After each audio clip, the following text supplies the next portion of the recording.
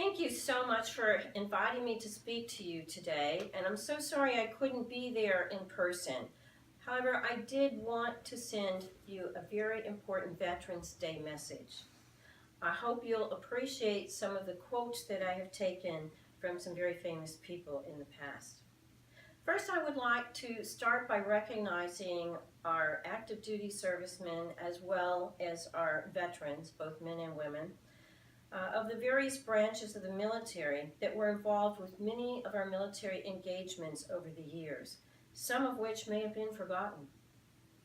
Starting with World War II, Korean War, Lebanon Crisis of 1958, Dominican Intervention, Vietnam War, Grenada, Beirut, Libya, Panama, Persian Gulf War, Somalia, Haiti, Yugoslavia, Afghanistan, Philippines, Syrian and Iraqi intervention, Iraq and Libyan invasion.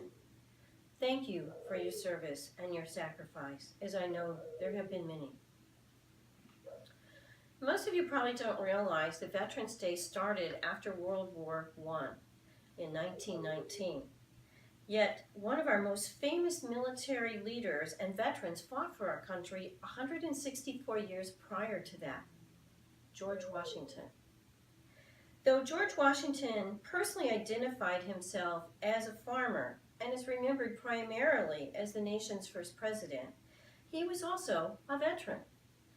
After being actively engaged in many years of fighting, just as all of our military are faced with, he closed the chapter on his military service to transition back into civilian life.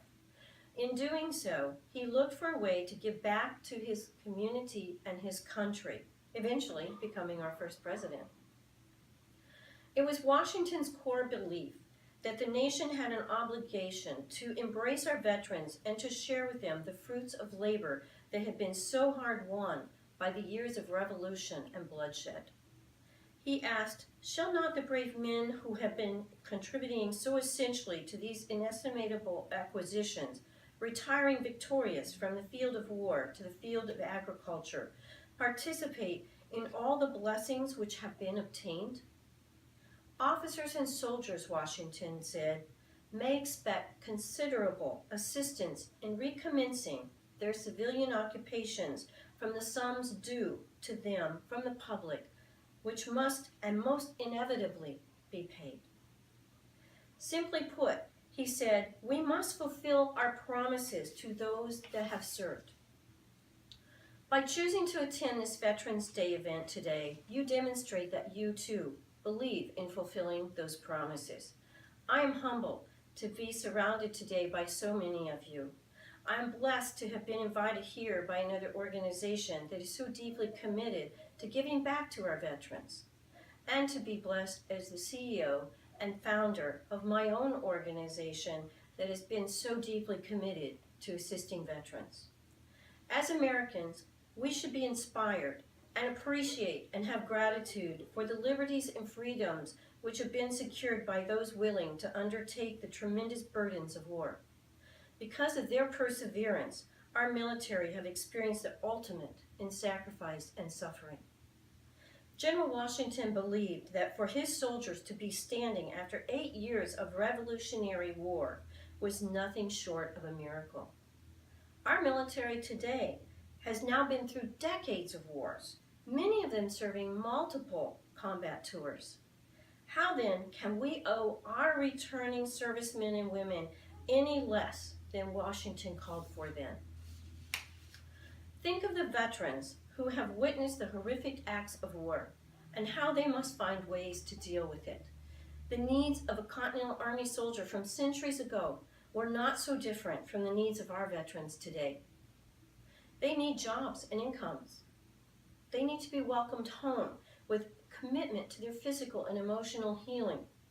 They need to be able to adjust to a pace and a mission not determined by constant conflict, and a community that understands and is ready to meet the unique needs of our veterans, particularly those touched by illness and injury. That is why the centuries-old commitment to veterans remains our responsibility today. It is not the sacrifice of one veteran, but of all veterans of all American wars that have afforded us the opportunity to be here today in freedom. And it is the reason we continue to fight for better, more fulfilling lives for our military veterans and their families, day in and day out, which is not just an obligation, but also an outstanding debt of honor and our sacred duty as grateful Americans. Every man and woman fortunate enough to live as a free American citizen, and every person who has sought refuge within the safety of our borders has done so at the cost of a veteran's sacrifice. Today, on Veterans Day, we honor the fallen, but we also honor those who were fortunate enough to make it home. For every serviceman and woman who pays the ultimate price, 10 more are severely injured or disabled. We have made great strides to help our American heroes and make them whole. We have a wide range of resources to set our veterans on the path to a successful civilian life. Yet still, there is no challenge that could be greater than making that transition. I've never worn the uniform, been to war, been wounded or scarred in a battle. I've never left my family for months or years to travel across the world to fight for and defend my country. I've never eaten an MRE, carried a sea bag, or put on combat boots, shot at an enemy, or held a dying friend. I have no idea what war is like. I have no idea what you have experienced. Your fear, your bravery, your suffering, your survival. I know nothing of what you know. These are sobering thoughts on this Veterans Day, a time when far too many veterans are homeless on the streets of our cities, struggling in isolation from the scars of combat. Today I ask you, as you honor veterans, to remember the promises made to men and women who were and are willing to give their lives to defend your families and the way of life we enjoy today. I'm proud to be an American. It is our freedoms that were won and defended by veterans, the men and women who put our country before themselves. Veterans stood up when their country needed them, and now you and I can stand up for them. I feel it is an honor to serve my country, and I do that today, but not in the military. I do that by helping veterans every day through our amazing service dogs. They are able to bring our veterans peace and healing, even making them whole again. For those that have lost arms or legs, our dogs can take over the tasks that they can no longer do without limbs. For those suffering from the horrific ghosts of PTSD, our dogs can stop the nightmares and anxiety. There is a terrible problem in our country today when we have 32 to 39 suicide attempts every day, with 22 of those ending in suicide. Unless they have one of our service dogs. We have never had a suicide once they're paired with one of our four-legged angels. Today I ask you to pledge your commitment to our brave men and women who have served and sacrificed on our behalf. Don't just remember them today because it's a holiday. I challenge all of you to go forward from this day and every day to give back to those that have given so much for us. If you can hire and train a veteran, do it.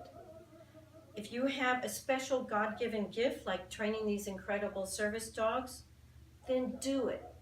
If you cannot do something like this, then support those that can by volunteering your time or donating your dollars to those organizations that work 7 days a week to give back in your behalf for the freedoms that we enjoy because of our veterans. I encourage you to pay that forward and do whatever you can do to help pay America's debt of honor and gratitude to our veterans. Do not take your freedoms for granted, as I assure you, our veterans did not. I hope I've been able to inspire you today, because I am inspired every day by the difference this organization is able to make in the lives of our veterans.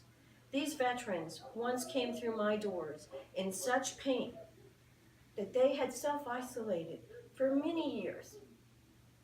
And others came through my door so broken that they had attempted multiple suicides. But because we are paying it forward to those that made it possible, some of those same people are in this room today, standing strong again with their four-legged guardian angel next to them. I encourage you to take time to hear their story of courage and leadership. Facing their disability has been one of the most difficult battles, but today they are beacons of hope to those still in pain. Don't let my message and the meaning of this day end at midnight. Be inspired, be grateful, be thankful. Join me in paying forward the debt of honoring our veterans every single day. Thank you.